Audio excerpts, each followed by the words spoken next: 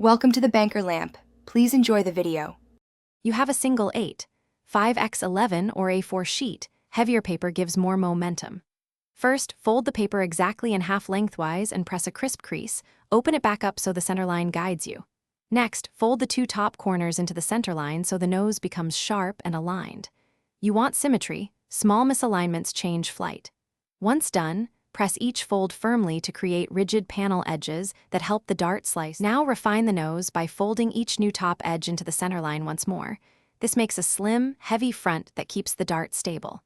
Then fold the entire plane in half away from you so the nose points forward and both wings line up.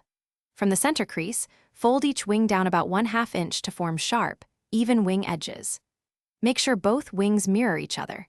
Symmetry controls lift and reduces unwanted roll or yaw.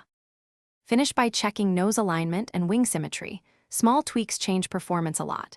If the dart dives, open the trailing edge up slightly. If it stalls, bend the wing tips up a hair to add lift. For more distance, add a tiny weight tape or a small paper clip near the nose. Avoid overdoing it. Test throw 3 to 4 times and adjust elevator bends or wing dihedral between throws. If it veers, tweak one wing until flights are straight and repeat. Thanks for watching. If this was helpful, leave a like and consider subscribing. See you next time.